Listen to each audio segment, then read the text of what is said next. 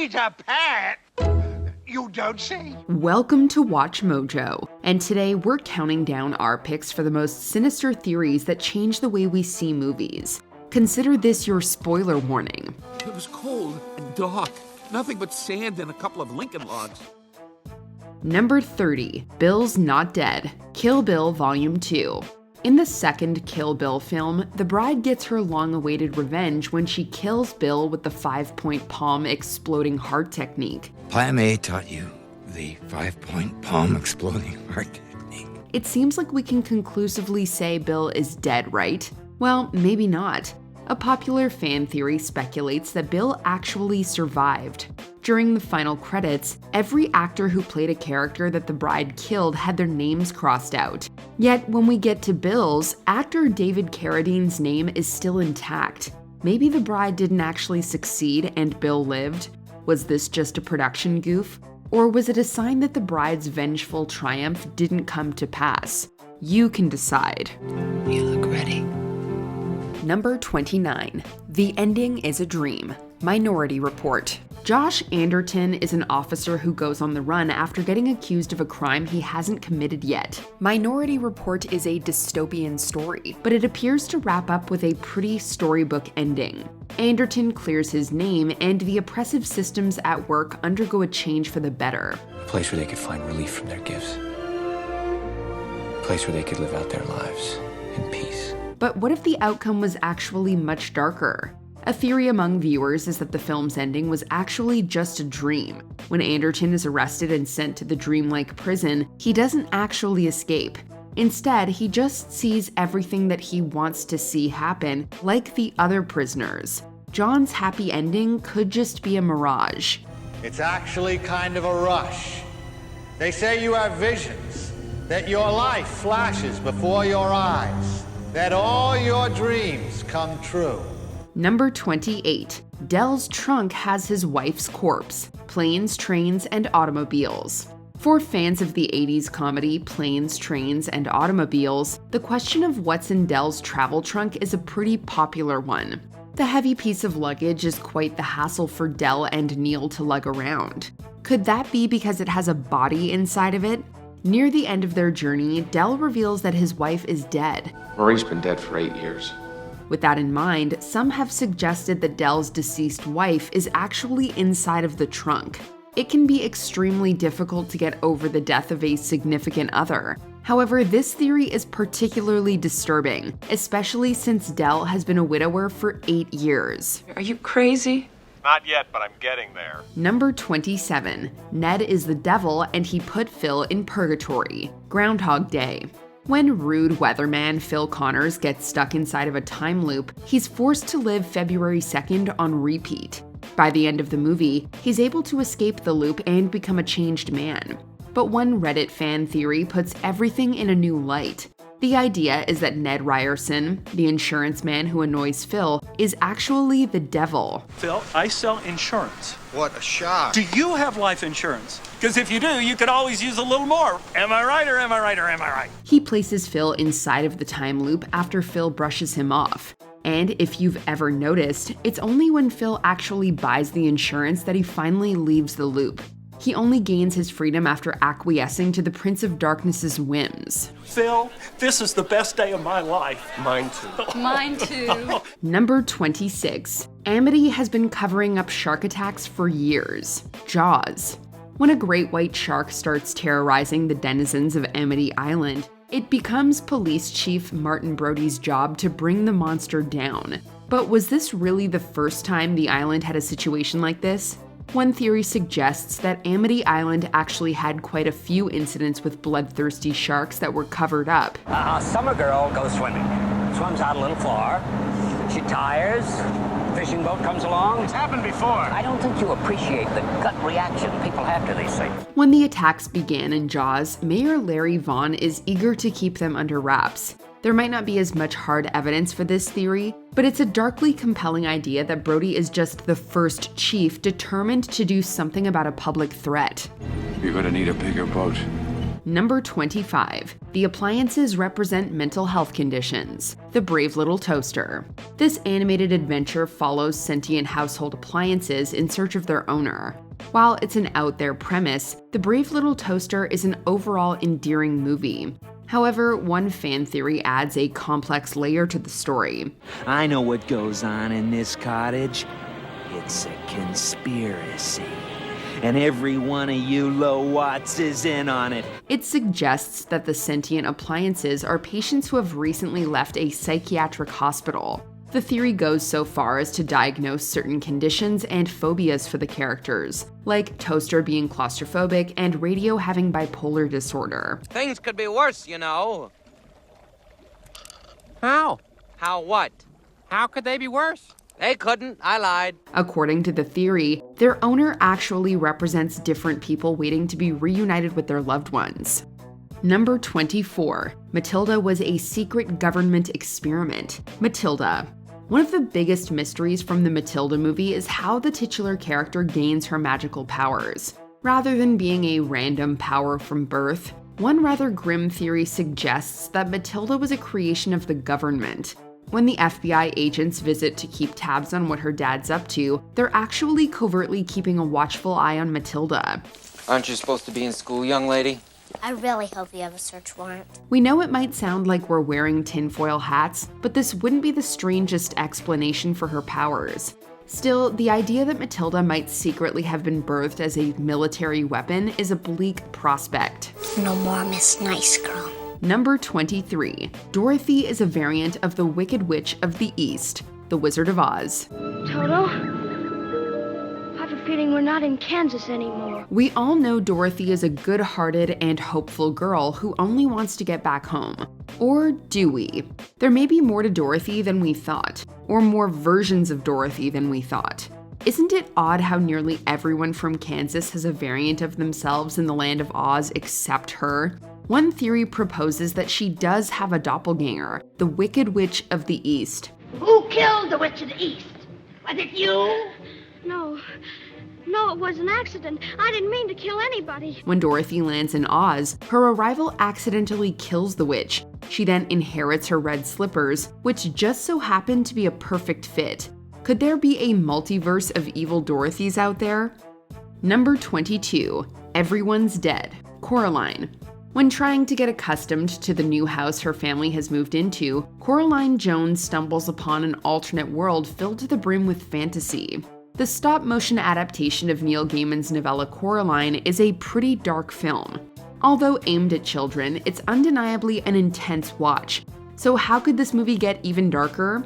Well, one interpretation of the film suggests that all of the characters in the Pink Palace apartments are dead. Now, you're going to stay here forever. Think about it like this. The garden is heaven, the house is purgatory, and the other world is hell. That's definitely one way to make this movie even more unnerving. It's her and her sister, before she disappeared. The sweet ghost girl. Number 21. Pennywise and Mary Poppins are the same species. It and Mary Poppins Returns. On the one hand, this is an incredibly outlandish theory. On the other, it's so wild that we kind of wish it were canon. The premise connects dots that we wouldn't think to compare. But think about it. Both Mary Poppins and Pennywise can create elaborate illusions and have a strong affinity for red balloons. I bet I could cheer him up. I'll give him a balloon. Do you want a balloon too, Georgie? Despite making an impression everywhere they go, people tend to magically forget about them once they leave.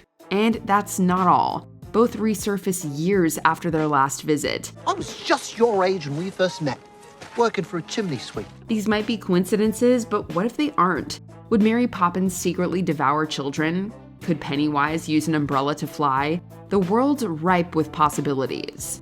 Number 20. Rose imagined Jack to cope with her depression. Titanic. Flying!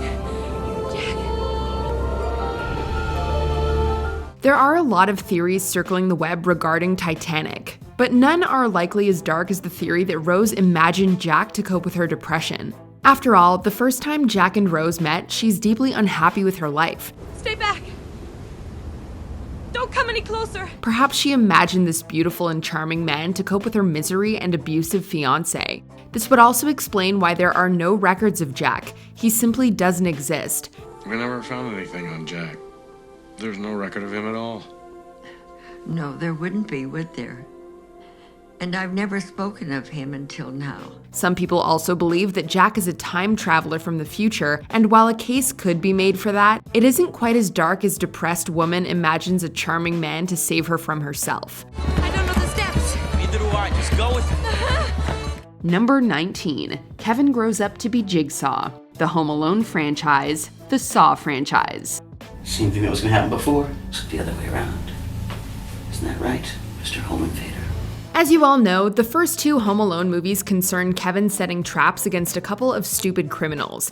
But doesn't he seem to have a little too much fun in torturing and causing these men extreme pain?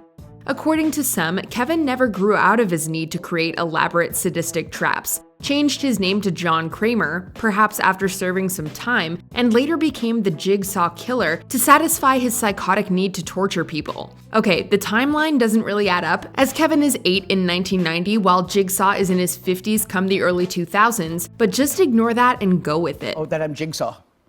That Kevin McAllister grew up to be Jigsaw from Saw. No, and that's how he learned. I never heard that one. Yeah, no. yeah, I've heard that one. Number 18. The Ghostbusters died when they crossed the streams. Ghostbusters and Ghostbusters 2. There's something very important I forgot to tell you. What? Don't cross the streams. It's made very clear by Egon that crossing the proton pack streams is catastrophic. Yet, at the end of the movie, the Ghostbusters intentionally cross their streams to destroy the dimensional gate. Some fans posit that the Ghostbusters died, and that Ghostbusters 2 takes place in purgatory. Try to imagine all life as you know it stopping instantaneously and every molecule in your body exploding at the speed of light. This would explain the repetition of the first movie's plot, the Ghostbusters' bad reputation, and why no one else believes in the supernatural, despite the events of the first movie. Excuse me, Egon. You said crossing the streams was bad. Cross the streams. You're going to endanger us. You're going to endanger our client. Finally, Ghostbusters 2 ends with a chorus of Auld Lang Syne, a song often sung at funerals, and a painting of heavenly Ghostbusters. Both could signify that the Ghostbusters are finally moving on, having completed their mission in purgatory.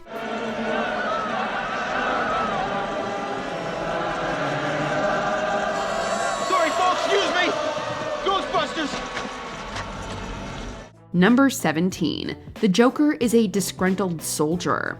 The Dark Knight. I believe whatever doesn't kill you simply makes you stranger. This one isn't so much dark as it is just sad and scary. According to one popular theory, the Joker is a war veteran who is struggling mentally. There are numerous traits to his character that seem to support this, including his weapons knowledge, his physical fighting skills, his tactical know-how, and his ability to perfectly perform the funeral ritual.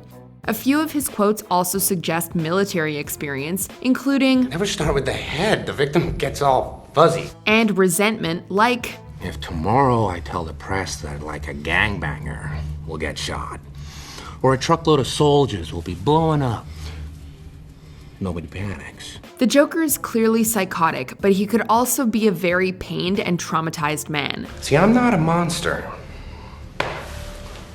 I'm just ahead of the curve. Number 16. Donnie died in Vietnam. The Big Lebowski. We're talking about unchecked aggression here. My rug. Forget it, Donnie, you're out of your element. One of the most popular aspects of The Big Lebowski is the friendly yet hateful relationship between Walter and Donnie. However, some fans believe that Donnie doesn't actually exist. You see, Donnie is actually an old friend of Walter's who died fighting alongside him in Vietnam. The reason Walter's always telling Donnie to shut up is because he knows Donnie isn't real, and he's trying to get a grip on reality. This also explains why people barely address Donnie. When the nihilists attack Walter, he's reminded of his time in Vietnam, and confronts the memory of Donnie's death, allowing him to release both his guilt and the memory of Donnie, signified by Donnie's heart attack. Call the medics, dude. Number 15. The briefcase contains Marcus Wallaces Soul. Pulp Fiction. We happy? Yeah, we happy. The mysterious briefcase is a classic example of a MacGuffin. It drives the plot, but understanding it is ultimately inconsequential. Theories abound, but some have gone so far as to suggest that it contains the very soul of Marcellus Wallace. According to the theory, the devil took Marcellus's soul from the back of his neck, hence the weird neck band-aid. The code to the briefcase is also 666, suggesting Marcellus's deal with the devil. Another thing to note is the orange glow that flashes upon Brett's death, which is perhaps indicative of his soul leaving his body. Is orange the color of our souls, and is Marcellus's contained within that briefcase? And you will know my name is the Lord when I lay my vengeance upon thee. Number 14. Aladdin is set in a dystopian future. Aladdin. That fez and vest combo is much too 3rd century. Some Disney fans seemingly have a thing for the post-apocalypse. According to them, Cars takes place in a distant future where humans have gone extinct, and Aladdin takes place thousands of years from now in a dystopian social reality. Why? Well, the genie states that Aladdin's outfit is so 3rd century, and he does various impressions of modern celebrities like Jack Nicholson, indicating that he was around between the 3rd and 20th centuries. Genie, I need help. All right, Sparky, here's the deal. If you want to court the little lady, you gotta be a straight shooter. Do you got it? But he also states that he's been imprisoned for 10,000 years, which means Aladdin could take place around the year 12,000, when humanity has been ruined by a catastrophe that decimated modern technology and lifestyles. 10,000 years will give you such a crick in the neck. Number 13. Grease is Sandy's elaborate fantasy before she drowns. Grease. Danny, is this the end? Charming, nostalgic musical or elaborate death fantasy? You be the judge. Because you secretly know every word to Summer Nights, you know Danny's line, I saved her life, she nearly drowned. But what if he didn't? According to the theory, Sandy did drown, and the entire movie is a wish-fulfilling fantasy that Sandy's brain plays out as she dies. This certainly helps to explain the weird ending where Danny and Sandy fly away in the car, which can be interpreted as Sandy's final ascent into the afterlife. For those who've always wondered what the deal was with that scene, you've got a possible explanation, just not a very happy one. I've just had the best summer of my life and now I have to go away. It isn't fair. Number 12. The ending is happening in James Bond's head. Spectre. James Bond meets a worthy and old adversary in Spectre. After being directed to Blofeld's base, Blofeld tortures Bond with a brain drill. Bond then escapes with the help of a too perfectly timed Madeline, defeats Blofeld, and destroys his base in a video gamey fashion. Or does he?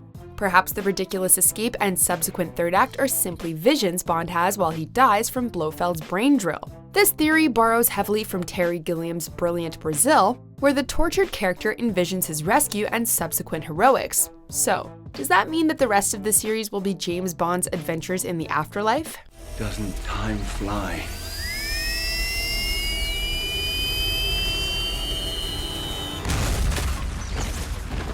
Number 11. Josh killed Heather and Mike, The Blair Witch Project. Josh? Josh!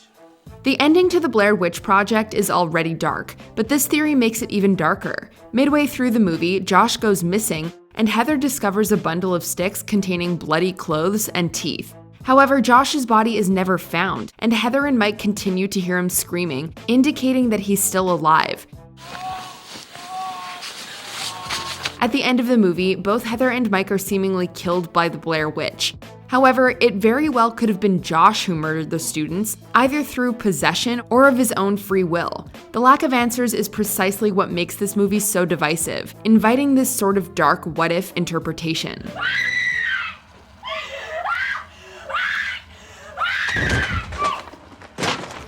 Number 10. Michael becomes Travis Bickle, the deer hunter and taxi driver. Now we got ourselves a game. You and me. You and me. Now we got ourselves a real game. Robert De Niro played two of the most iconic movie characters of the 70s, Mike Vronsky, a Pennsylvania veteran dealing with the fallout of his and his friends' tour in the Vietnam War, and the unhinged taxi driver Travis Bickle, another non-vet. Honorable discharge, May 1973. Oh, in the Army? Marines. While the war was obviously a topical subject for films from this decade, the relationship between these two characters could be much deeper. The Deer Hunter ends in 1975 when Mike buries his friend Nick. Taxi Driver takes place the following year, with the troubled Travis unable to sleep.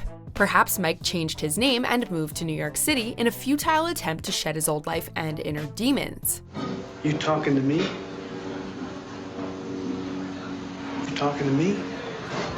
Number 9. Peter Pan is the angel of death. Peter Pan. Oh, Peter! I knew you'd come back. Well, so much for this whimsical children's tale. There are numerous theories regarding Disney's Peter Pan, and a lot of them boil down to Peter Pan being a childish Grim Reaper and Neverland being the afterlife. One theory posits that Wendy dies of leukemia and Peter guides her to the afterlife, also known as Neverland, where many of Wendy's real-life acquaintances are cartoonishly exaggerated. Another theory posits that Wendy, John, and Michael all died, were transported to the afterlife by Peter, and met more dead children, also known as the Lost Boys. Why do you think they never grow up? Well, if you died in childhood, you literally can't. I'm certainly proud of you, you blockheads. Number 8. Bruce Wayne dies in the end. The Dark Knight Rises. What are you doing? I can get it out over the bay. Set it to fly out over the water then eject? No autopilot. Many fans had issues with The Dark Knight Rises, including the overly dramatic ending which sees Batman hauling a nuclear bomb out of Gotham. While many rightfully assume that Batman is dead, having sacrificed himself for Gotham, Alfred later spots the very much alive Bruce and Selina while vacationing in Italy. Now, what are the odds of that? Some people believe it was simply a figment of Alfred's imagination. Bruce really did die in the nuclear explosion, and the grieving Alfred traveled to Florence to alleviate his sorrow. He then wills himself to imagine the happy couple and finally lets go of his grief, happy at the thought of Bruce's contentment. Number 7. Toy Story 3 is about the Holocaust. Toy Story 3.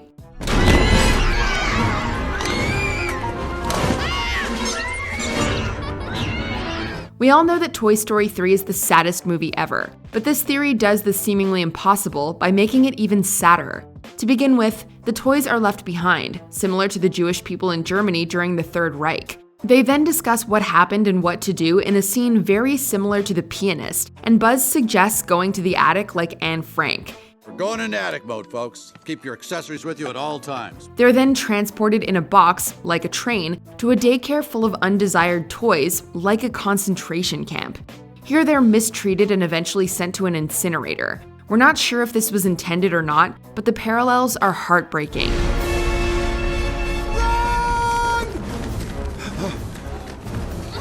Number 6. Ferris Bueller is a figment of Cameron's imagination. Ferris Bueller's Day Off. Then I sort of watched myself from inside. I realized it was ridiculous. Being afraid.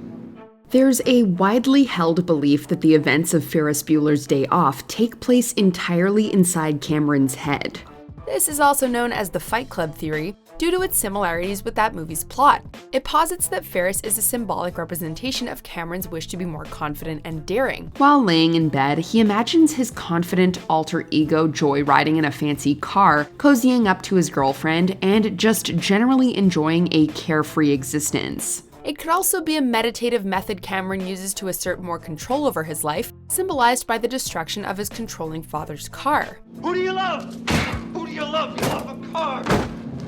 Number 5. Totoro is the god of death. My Neighbor Totoro. This Miyazaki masterpiece is about two girls who move into an old house after their mother becomes ill, and then befriend a forest entity they name Totoro. But who or what is this creature? Could it be the god of death? According to legend, only people who have died or are close to death can see the god of death. And near the movie's beginning, the girls see soot sprites, rumored to represent impending death in Japanese folklore.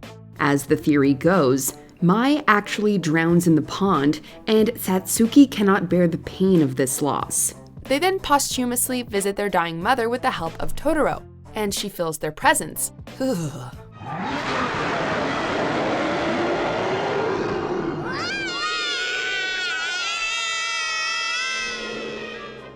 Number 4. Edna purposefully gave Syndrome a cape. The Incredibles. A cape and the boots. No capes. Was Edna scheming all along? She makes it painfully clear that she does not give superheroes capes, as previous superheroes have struggled and died due to them. Yet Syndrome's superhero outfit comes equipped with one.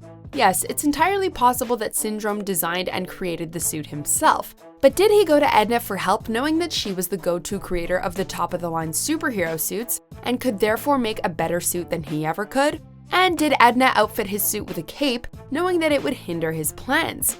Perhaps she even hoped for it to get caught in a jet turbine, just as Stratigale's was. No capes! Number 3. Willy Wonka's secret ingredient, Willy Wonka and the Chocolate Factory. My chocolate! My beautiful chocolate! Throughout the movie, it's established that Willy Wonka is a candy genius, as his candy tastes far better than his competitors, perhaps indicating a secret ingredient. That secret ingredient? Children, at least according to this theory.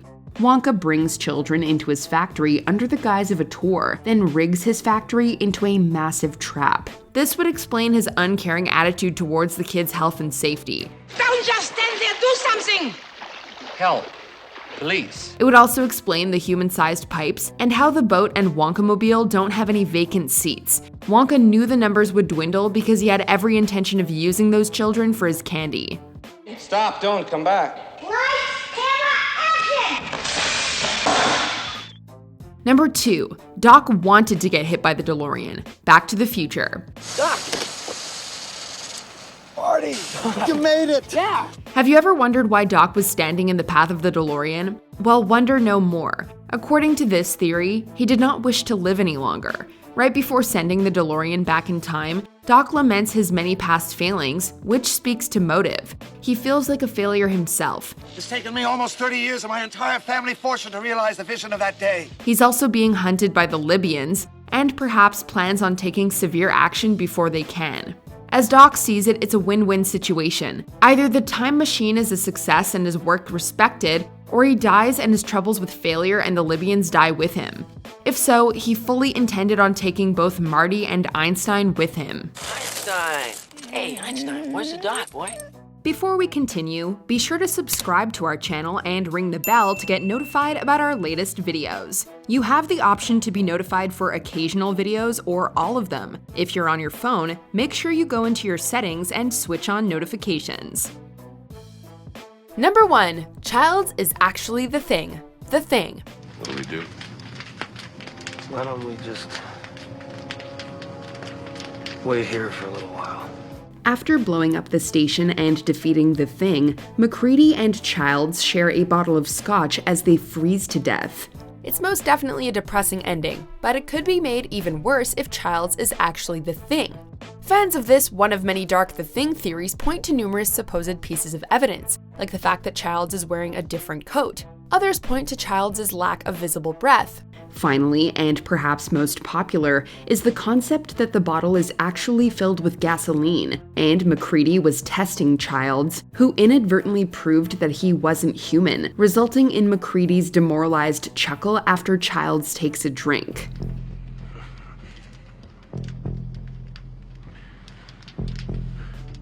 Is there a terrifying theory we missed? Disturb us in the comments. I used to hate the water.